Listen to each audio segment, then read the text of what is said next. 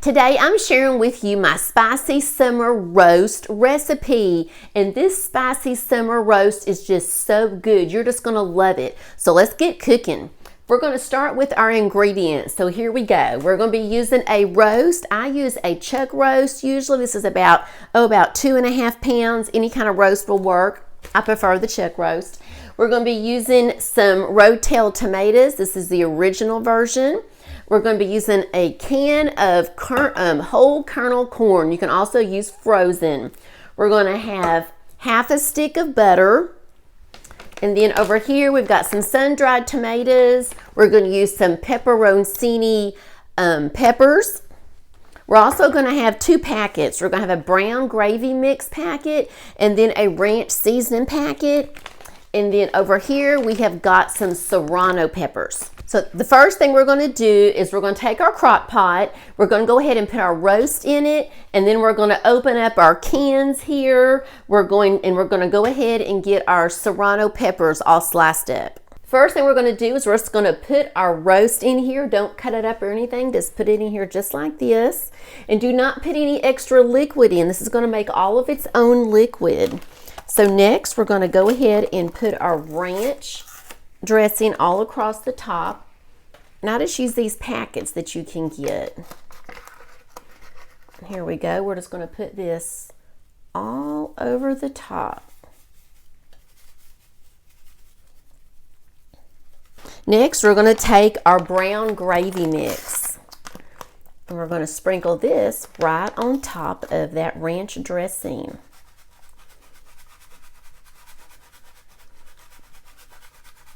Some of it's going to go on the side, and that's fine. Now we're going to take some butter, and we're going to put some little butter pats, little slices of butter, and this is equivalent to about half a stick. We're going to place these all over the top. And now once I've done that, I'm going to take these pepperoncini peppers, and I'm going to place a few of these on top.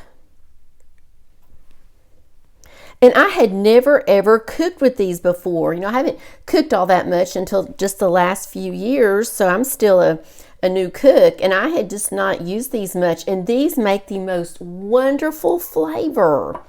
So I'm going to put about 5 of these on top, and then I'm probably going to come back and put some more on the sides when I get done.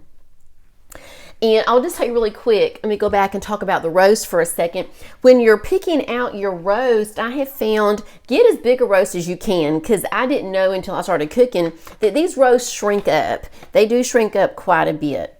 All right, so now I'm going to take my Rotel tomatoes, and I'm going to put these all along the edge here. Yeah, there we go. Got a few little pieces on top, and that's fine. Next, we're going to take our mushrooms. Now, the mushrooms I'm using, these are just some Bella mushrooms, and yours will not look this dark because, see, for mine, I took mine and I had some extras in the refrigerator about a month ago, and I didn't want them to go bad, so I vacuum sealed them and then froze them. So when they thawed out, that's why mine are a little bit darker than what yours will probably be. So you could just take some raw mushrooms and just slice them up and put them in here. I just put them all around the edges. Now we're going to take our canned corn, and we're going to take that canned corn, and we're just going to put it all around. Now I did drain this. I did drain this one because it had a lot of juice, and I just didn't want that extra water. You just don't need it. It's going to be plenty of juice from this roast. Here we go. And you can see how quick this is to do.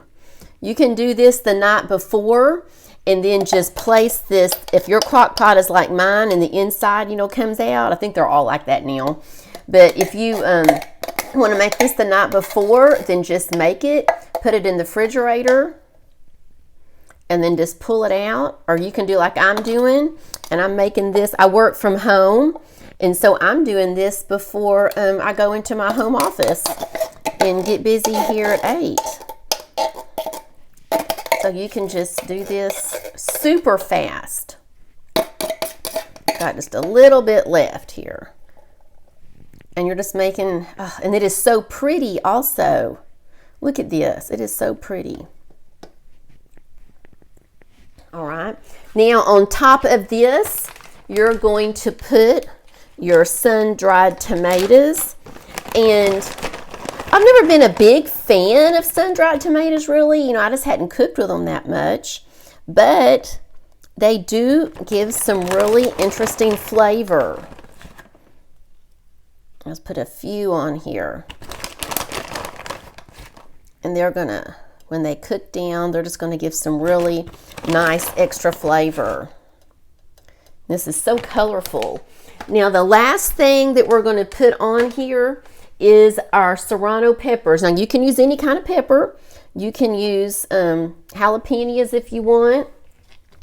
And I like to use fresh ones when I can. These are Serrano peppers that I had frozen and vacuum sealed last year.